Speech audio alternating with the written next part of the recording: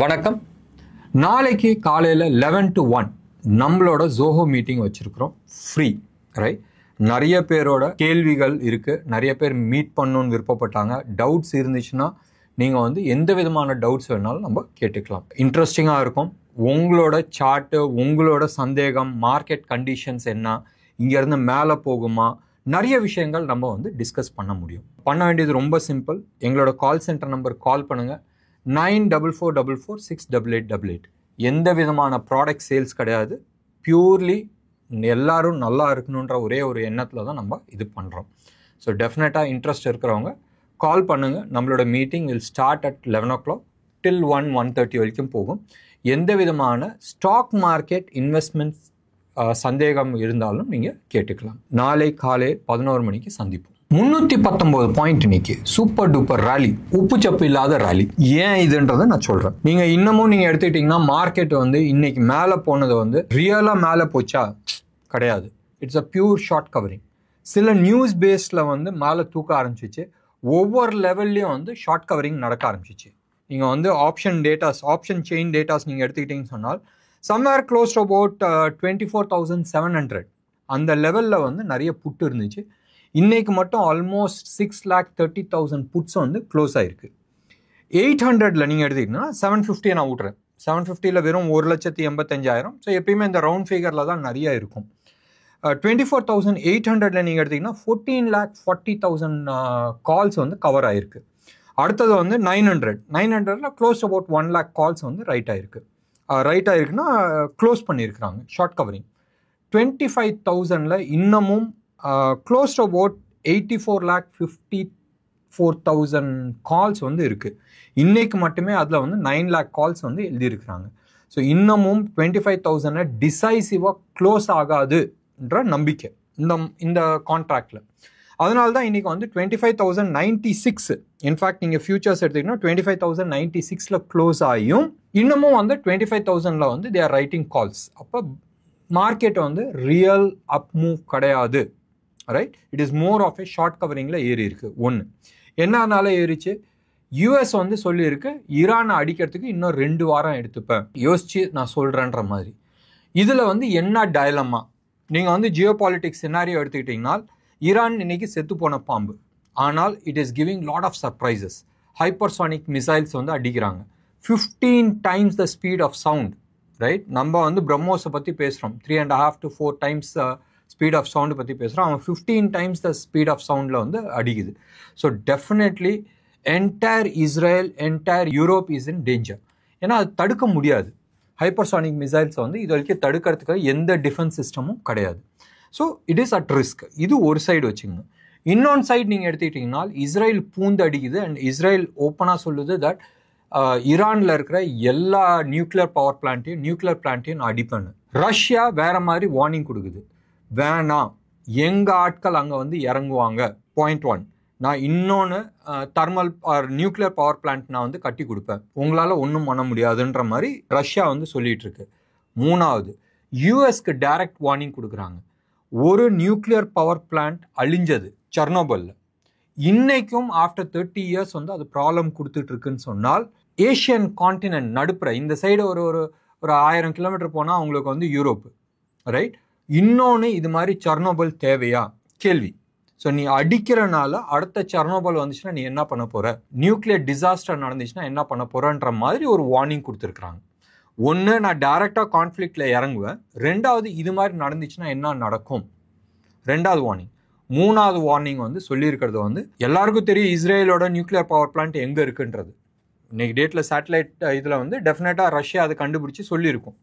இவங்கள்ட்ட hypersonic missiles இருக்குது. அந்த மிசைல்ஸை வச்சு அதை அடித்தா என்ன ஆகும் கேள்வி இருக்குல்ல. So definitely there is a bigger chance of bigger disaster. இது யோசிக்க வேண்டிய விஷயம். ஸோ இந்த ஒரு ரீசன்னால யூஎஸ் கான்ஃப்ளிக்ட்குள்ளே வரல. பாயிண்ட் 1. பாயிண்ட் 2, ஈரான்கிட்ட இருக்கிற நிறைய மிசைல்ஸ் கேன் அட்டாக் யூஎஸோட ஏர்கிராஃப்ட் கேரியர். நினச்சி பாருங்களேன், யூஎஸோட ஏர்கிராஃப்ட் கேரியர் அடி வாங்குச்சுன்னு சொன்னால் எவ்வளோ பெரிய அசிங்கம். So they don't want to get involved. அதாவது இதில் தெரியாத மாட்டிக்கூடாதுன்ற லெவலில் யோசிச்சுட்டு இருக்காங்க. 3வது ரொம்ப ரொம்ப ரொம்ப இம்பார்ட்டன்ட், அவங்க இந்த 13,600 கிலோ பாம் இருக்குல்ல, பங்கர் பர்ஸ்டர், ரைட்? ஒரு ஆல்மோஸ்ட் 60 மீட்டர் டவுனில் இருக்கிற பங்க்ஸ் எல்லாம் வந்து உடைக்க முடியும். ஸோ அது மாதிரி பங்கர் பர்ஸ்டர் வந்து யூஎஸ்ட்ட தான் இருக்குது. அவங்க B-2 பாமர் வச்சு தான் எடுத்துகிட்டு வந்து போடணும். அந்த பாமரும் யூஎஸ்ட்ட தான் இருக்குது. ஸோ இவ்வளோ பெரிய பாமை தூக்கிட்டு வந்து போடுறதுக்கு வந்து அது யூஸ் பண்ணலாம். இல்லை they can use a small tactical nuclear weapon, right? இவ்வளோ பெருசாக எடுத்துகிட்டு வந்து போடுறது பதிலாக ஒரு சின்னோண்டு நியூக்ளியர் பாம் அங்கே போட்டுட்டுனாலும் உடஞ்சிடும். ஸோ யூஎஸ் வந்து என்ன சொல்லுதுன்னா, இது யூஸ் பண்ணட்டுமா இது யூஸ் பண்ணட்டுமான்றான். ஆக மொத்தம் அங்கே இருக்கிற ஆளுங்க சாவ போகிறாங்க, ரைட்? ஸோ இதுதான் வந்து நியூஸ். இந்த ஒரு நியூஸ் வந்துச்சு. அடுத்த 2 வாரம் வந்து ரிலீஃப்னு சொன்னோன்னே ரேலி ஆரம்பிச்சிச்சு. இந்த ரேலிக்கான ஒவ்வொரு லெவல்லையும் வந்து ஷார்ட் கவரிங்ஸ் வந்துச்சு. ஸோ மார்க்கெட் தூக்கிட்டு போயிருக்கு. ஸோ நியூஸ் நல்ல நியூஸு. யூஎஸ் வந்து வி ஆர் வில்லிங் டு டாக்ன்ற மாதிரி ஒன்று சொல்லியிருக்காங்க. 2வது இந்த விஷயம் இன்டர்னலாக எது வச்சு அடிக்கணுன்றது பேச்சு ஓடிட்டுருக்கு. 3வது ரஷ்யா வந்து பயம்படுத்தியிருக்கு. 4வது விஷயம் ஷார்ட் கவரிங் வந்துச்சு. ஷார்ட் கவரிங்கில் மார்க்கெட் தூக்குச்சு. வால்யூமோட தூக்கியிருக்கா. ஆல்மோஸ்ட் ஃபியூச்சர்ஸில் நீங்கள் எடுத்திங்கன்னா 293 பாயிண்ட்ஸு வால்யூமோட தூக்கியிருக்கா. எஸ், வால்யூமோட தூக்கியிருக்கு. 4 நாளைக்கு முன்னாடி நீங்கள் எடுத்துக்கிட்டிங்கன்னா ஒரு பெரிய வால்யூமோட மேலே போச்சு. அந்த வால்யூம்க்கு வந்து 3 நாள் கீழே விழுந்துச்சு. வால்யூம் இல்லாத கீழே விழுந்துச்சு. இன்னைக்கு மறுபடி வால்யூமோட பிரேக் அவுட் ஆயிருக்கு. இது எல்லாமே வந்து பர்ஃபெக்ட் டெக்னிக்கல் அனாலிசிஸ் பிரகாரம் நீங்கள் பார்த்தீங்கன்னா it is a beautiful volume. Technical அனாலிசிஸில் பிரேக் அவுட் ஆகணும். ப்ராபப்ளி இன்னும் ஒரு 150 பாயிண்ட்ஸ் ஆச்சு மேலே போச்சுன்னா break out, right? Everybody will talk about break out. நம்மளோட டார்கெட் ஏற்கனவே மேலே சொல்லி வச்சுருக்கிறோம் 25,375. அதான் டார்கெட். முதல்ல 500 வச்சுருந்தோம், அதில் வந்து 375 எடுத்துகிட்டு வந்துருக்கிறோம். இந்த 2 லெவலை க்ராஸ் பண்ணிட்டோம். ப்ரீவியஸ் ஹையை க்ராஸ் பண்ணிட்டோம், 375 க்ராஸ் பண்ணிட்டோம். அதுக்கப்புறமா we'll talk about further up side இருக்கான்றது. இப்போ நெகட்டிவ் சைடில் வரலாம். என்ன நெகட்டிவ் சைட்? இன்னைக்கு மொமெண்டம் பூரா வந்தது, வால்யூம் வந்தது, பெரிய பார் வந்தது, 300 பாயிண்ட்னு வச்சிங்களேன். 300 பாயிண்ட் வந்தது பூராவே வந்து it is a short covering நம்ம சொல்லியாச்சு. எங்கே இடிக்குதுன்னு சொன்னால் மார்க்கெட் இன்னமும் டிஸ்கவுண்ட்டில் தான் இருக்குது. மார்க்கெட் 16 பாயிண்ட்ஸ் டிஸ்கவுண்ட்டில் இருக்குது. அண்ட் பேங்க் நிஃப்டி இன்னைக்கு 637 பாயிண்ட்ஸ் ஏறியும் 40 பாயிண்ட்ஸ் ப்ரீமியமில் இருக்குது. ஸோ ஒன்றும் பெரிய மூமெண்ட்ஸ் கிடையாது. ஞாபகம் வச்சுங்க. வர தேர்ஸ்டே வந்து எக்ஸ்பைரி. இன்னையிலேருந்து நார்மலி வந்து 1 வீக் முன்னாடியே ரோல் ஓவர் வரும். ரோல் ஓவர்ன்றது இந்த மந்த் கான்ட்ராக்ட் விட்டு அடுத்த மந்த் கான்ட்ராக்ட் எடுக்குது. ரோல் ஓவர் ஆயிருக்கான்னு சொன்னால் பெருசாக ஒன்றும் ரோல் ஓவர் நடக்கலை. நீங்கள் எடுத்து பார்த்தீங்கன்னா ஜூலை 31 ஜூலை அதான் வந்து எக்ஸ்பைரி டேட். மாறத்துக்கான சான்சஸ் இருக்குது. நிறைய பேர் இது யூடியூப்பில் சொல்லியிருப்பாங்க, அதனால் நம்ம பேசலை. என்எஸ்சியில் வந்து தேர்ஸ்டேலேருந்து டியூஸ்டே எக்ஸ்பைரி வருது. அண்ட் பிஎஸ்சி வந்து டியூஸ்டேலேருந்து தேர்ஸ்டே எக்ஸ்பைரி ஆகுது. ஸோ இந்த ஒரு சின்ன கை மாற்றம்னு வச்சுங்களேன். இப்போ 31 July as of now expiry வந்து 31 ஜூலை இருக்குது. இந்த 31 ஜூலைக்கு நீங்கள் எடுத்துக்கிட்டிங்கன்னா 25,000 தான் போத் காலும் ரைட் ஆகிருக்கு, புட்டும் ரைட் ஆகிருக்கு. ஸோ டைரக்ஷன்ஸ் இல்லாத வெயிட் பண்ணியிருக்கிறாங்க. They are waiting for a ஸ்ட்ராடல் போட்டுட்டு எந்த டைரக்ஷன் வேணாலும் வரட்டும், அதுக்கப்புறம் நம்ம பார்த்துக்கலான்ற லெவல் நிற்கிறாங்க. ஸோ மார்க்கெட் தோ பெரிய பாரோட வால்யூமோட இன்னைக்கு கொடுத்துருக்கு, ஆனால் யூஸ் இல்லை. நீங்கள் வந்து சார்ட்டை வச்சுக்கிட்டு டேட்டாஸை வச்சுக்கிட்டு பேட்டர்ன்ஸ் வச்சுட்டு நீங்கள் பார்த்தீங்கன்னா இட்ஸ் வந்து கண் துடைப்பு. மண்டே அன்னைக்கு என்ன வேணாலும் நடக்கிறதுக்கான வாய்ப்புகள் இருக்குது, ரைட்? ஸோ பேசிக்காக யாரெல்லாம் நீங்கள் நேற்று பார்த்துருந்தால் க்ளோஸ் அபவுட் 1.5 crores வந்து கால் ரைட் பண்ணியிருந்தாங்க எக்ஸ்ட்ரா. அந்த கால் எல்லாமே வந்து இன்னைக்கு காணாமல் போயிடுச்சு. ஜூன் மந்தோட கான்ட்ராக்டில் நீங்கள் எடுத்துக்கிட்டிங்கன்னா 1,89,44,000 புட்டு வந்து எக்ஸ்ட்ரா ரைட் ஆயிருக்கு. ஸோ ஒரே ஒரு நாளில் வந்து 1 கோடி ஆல்மோஸ்ட் 2 கோடின்னு வச்சுங்களேன், ஒரு 11 lakhs தான் கம்மி. 2 கோடி புட்டு வந்து ரைட் ஆயிருக்கு. இப்போ மண்டே அன்னைக்கு இந்த சாட்டர்டே சண்டே அன்னைக்கு எவனும் வந்து உண்மை சொல்கிறது இல்லை.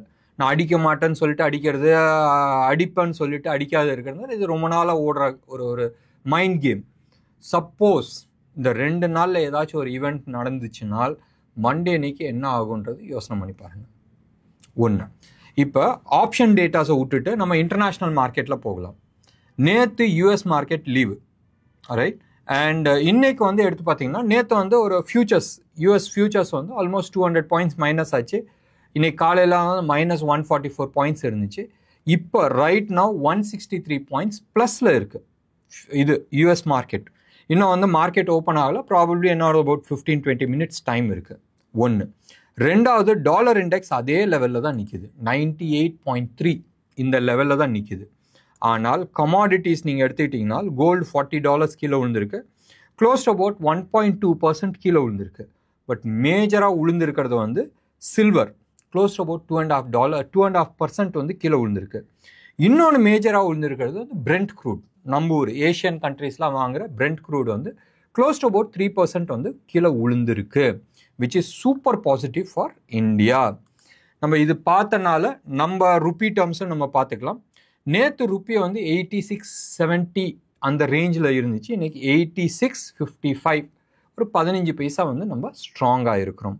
கோல்டை பொறுத்த வரைக்கும் நேற்று வந்து 10,250-260 லெவலில் இருந்துச்சு, இன்றைக்கி 10,170-180 லெவலில் இருக்குது.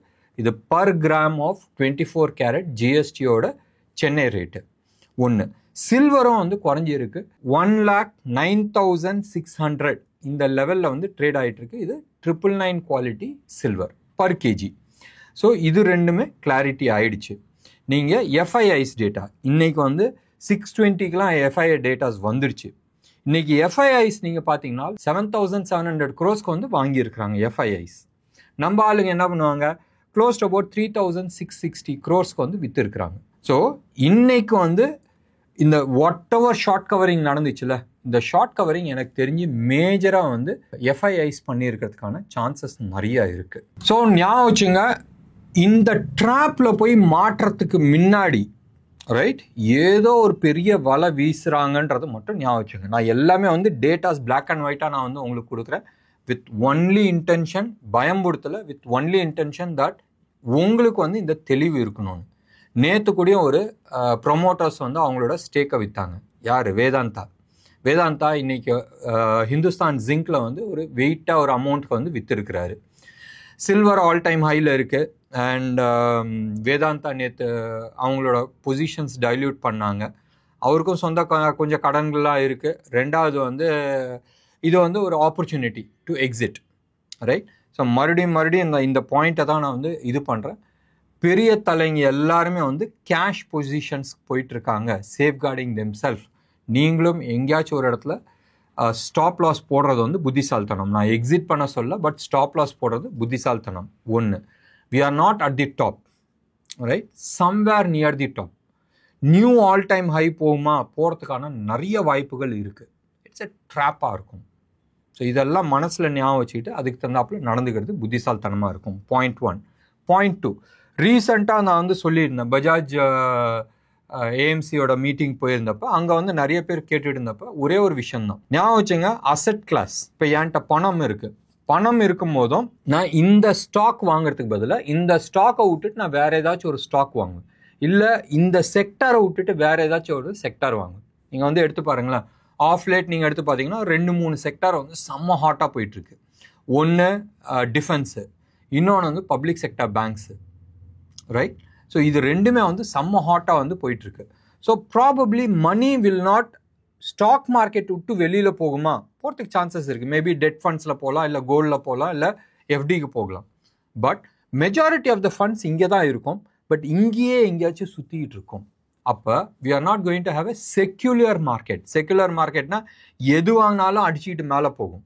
இப்போ வந்து ஸ்டாக் ஸ்பெசிஃபிக்காக நிஜமான டெக்னிக்கல் அனாலிஸ்ட் யாரோ அவங்க வந்து பொழைக்க முடியும். சும்மா வந்து நானும் ஒரு டெக்னிக்கல் அனாலிஸ்ட்னு சொல்லிட்டு வரவங்க இருக்காங்களே, அவங்களாம் வந்து மாற்றத்துக்கான நிறைய சான்சஸ் இருக்குது.